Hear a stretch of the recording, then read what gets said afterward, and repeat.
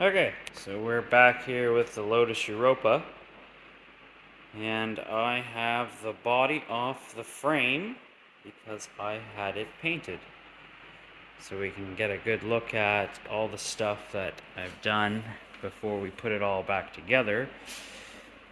Starting at the front here, this is our power wires going to my front battery pack, which I have to put in. It is over there.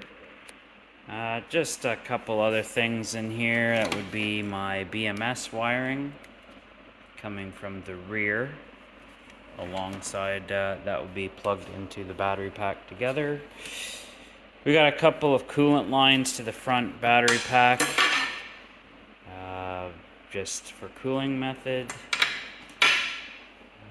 We have a clutch cable, hydraulic clutch. I just have this end taped up so we don't drip fluid everywhere, but I did run that through the center frame as well, so there's quite a few items going through there. As you can see, we put some new shocks and tie rod ends on. Basically maintenance on an older vehicle like this, and the ability to adjust them is kind of nice. We've got a new master cylinder in there. One thing you'll notice is kind of important is this guy right here. It is a brake pressure sensor. I've mounted it into a nice aluminum block and bolted it up. And that's going to be important because of regenerative braking. And when I press the brake pedal, we'll need to know how much pressure I'm applying to the brakes. And I'll map that out so that the motor applies a certain amount of force to slow the car down. Just kind of making our way to the back here. Right here we have our shifter. This little thing here I modified and made a little bit better because the original one sat in a rubber grommet and it would have an extreme amount of play and be loose. So what I've done is it's actually a Honda Civic shifter, and all of this is original, and this, and I've just made a plate and mounted it to the car, and it all mounts up the same inside as a stock one. It'll be hard to see in there, but it's just a pinch bolt. I did drill a hole so I could get at the bolt, but it remains basically stock, so I didn't really have to modify this. I did take the shifter here and machine the threads for this so I could mount it, but it's actually like a weighted shifter as well, so it does have quite a bit of weight to it. It's rubber mounted. I don't know how or if I'll leave it that way, but it does make it feel nice for shifting.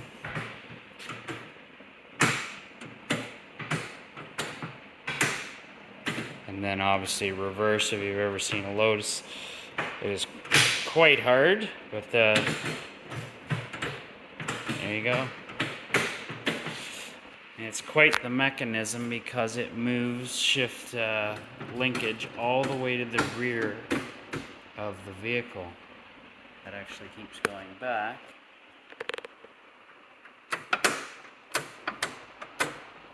Back of the car. And here you'll see I've got my BMS plug that goes to the front of the car. And a couple other things. There's my coolant lines going to the front.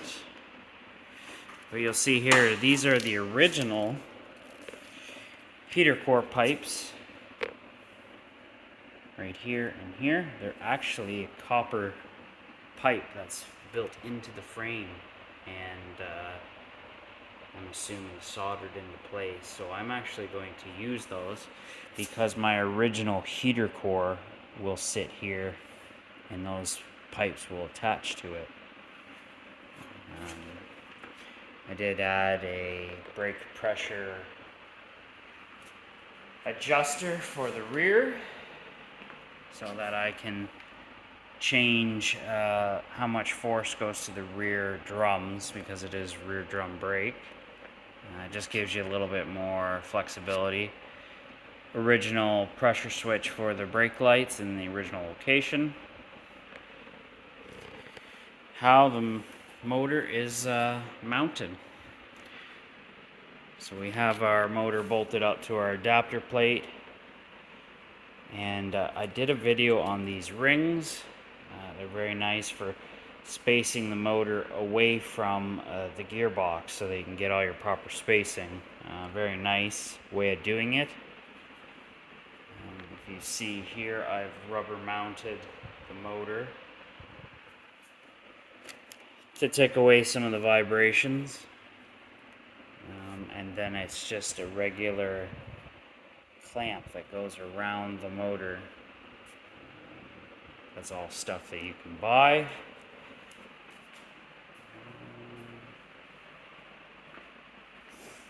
It actually turned out pretty cool. Kept everything in its stock location. All my shift linkages is still original, just with updated stuff on it.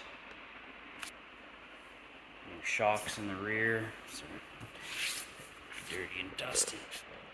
And I made an adapter or a plate just to add strength to the rear suspension. Changed the motor mount into like a leaf spring shackle with rubber on either side, so it's a lot more stiffer. Added this bar back here for the weight of the battery box that mounts onto this and that, and then going forward. You can see I added an arm here to a stock mount location, and I've just brought that up to a bolt up here, basically to stop or add an extra control arm into the suspension, make it a little bit stronger. As you can see, my clutch in there, it is very close, but works real well. I have my clutch slave cylinder, and that is all hooked up in its original location.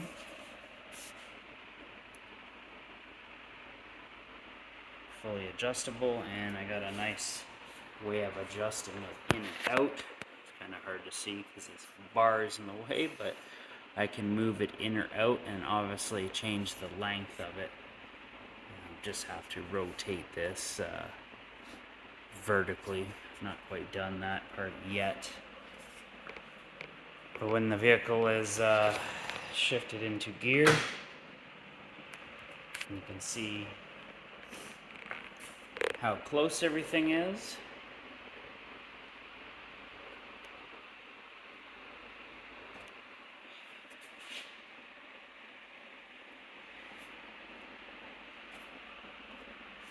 Not too bad. So that's an update on everything to do with the frame. Oh, I guess I should mention this aluminum plate here. Now that I've put another 100-pound battery pack in the front, I did not want it sitting on the fiberglass, which would be hard on the car. So I added this skid plate, and it holds quite a bit of weight. So that's just a couple of the issues that I had to work around. Currently assembling this. We went with a matte finish for the paint job, and it turned out pretty cool. Not gonna lie. Hopefully people like it. I made some of the other pieces chrome, or not chrome, but gloss to make them stand out a little bit. Original bumper.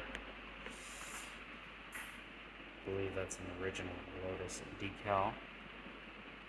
as I got this car in a box. I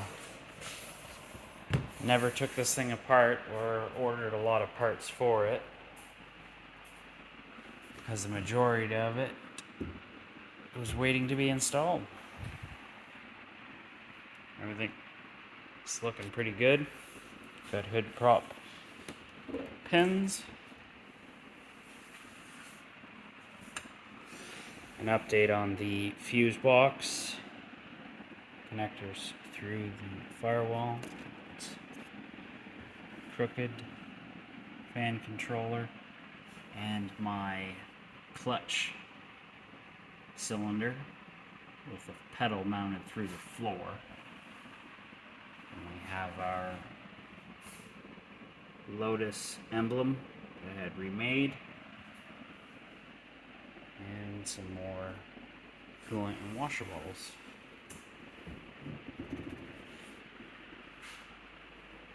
Come around to the back. I'm in the process of putting the windshield in, which is an absolute nightmare. Door handles glossed up.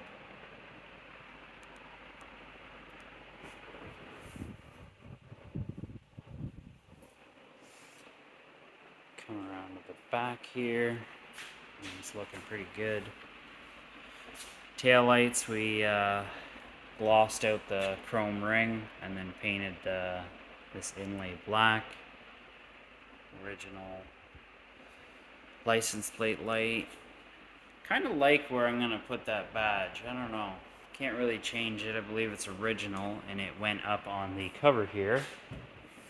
But I don't know how I would paint that. So we go up here and we got our Lotus emblem all glossed up. Original locks. Original grills. Probably not mounted the same way, but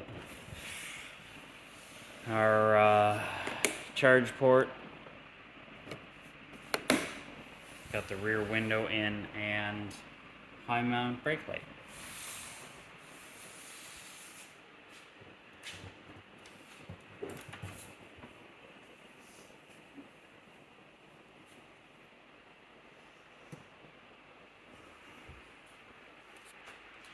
We can see back here we have our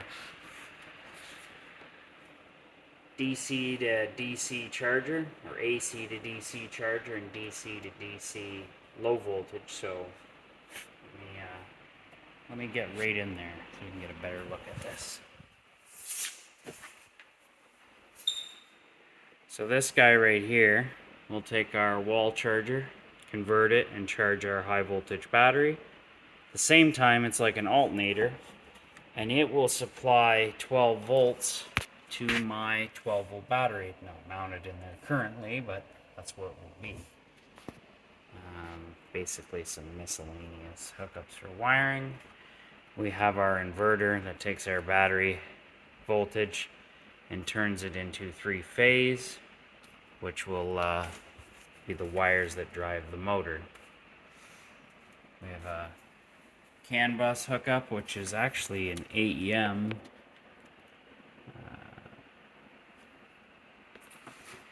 communication, I don't even know what you'd call it. It's used for that, but not, it's for all the monitors and inputs, but I just modified it in a way that I could do it for data communication. So it's kind of nice and neat and easy to diagnose. I got our pre-charge relay underneath. For this unit, there is a pre-charge circuit, and I capture that off of my charge harness once the car goes live. We got some more hookups and our 12 volt circuit breaker and our BMS. So that's pretty much all the electronics for this car. There's not a whole lot.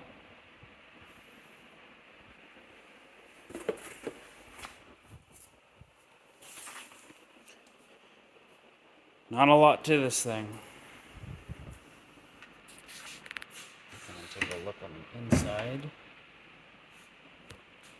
Still a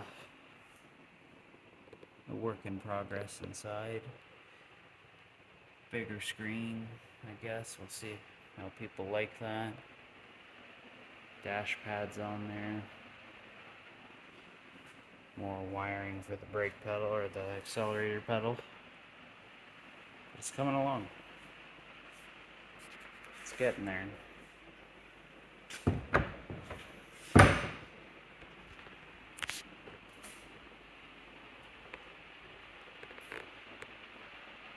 Let me know what you think. Did I do the right kind of paint scheme? I think the flat color gives it a more modern feel. Really draws your attention to it. Definitely looks cool.